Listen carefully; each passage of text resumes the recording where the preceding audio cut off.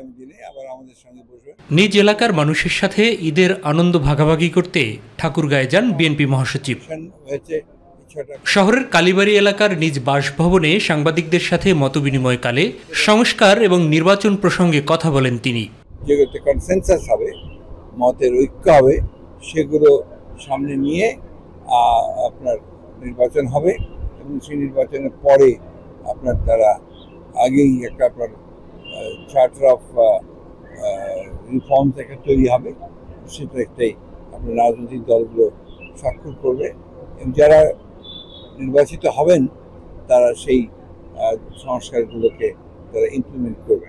জাতীয় ঐক্যমতের ভিত্তিতেই আগামী জাতীয় নির্বাচন অনুষ্ঠিত হবে বলেও আশা প্রকাশ করেন মির্জা ফখরুল ইসলাম আলমগীর। প্রধান উপদেষ্টাই বলেছেন যে ডিসেম্বরের মধ্যে তিনি নির্বাচন করতে চান, সেই ধরনের আগ্রহ তারা আছে। অন্যদিকে চট্টগ্রামের মেহেদীবাগ নিজ বাসভবনে দলীয় নেতাকর্মীদের সাথে কুশল বিনিময়কালে বিএনপির স্থায়ী কমিটির সদস্য আমির খসরু মাহমুদ চৌধুরী একটি শক্তি ক্ষমতায় থাকার জন্য নতুন নতুন পন্থা বের করছে বলে মন্তব্য করেন। আমাদের সংগ্রাম শেষ হয়নি, 16 বছরের যুদ্ধ এখন অব্যাহত আছে। বাংলাদেশের মানুষের হাতে তার মালিকানা ফিরিয়ে দিতে হবে। অপেক্ষা করছে তাদের সে আকাঙ্ক্ষিত দিন কবে আসবে, কবে তারা ভোট দিয়ে তাদের প্রতিনিধি নির্বাচিত করতে পারবে, সংসদ করতে পারবে, সরকার গঠন করতে পারবে, যারা জনগণের মানুষ হবে। প্যারাশুট দিয়ে নামে নাই, কিন্তু জনগণের মানুষ হতে হবে তো, তাই না?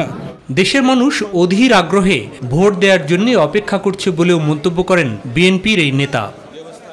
মাহবুব সৈকত, মাইটিভি, ঢাকা।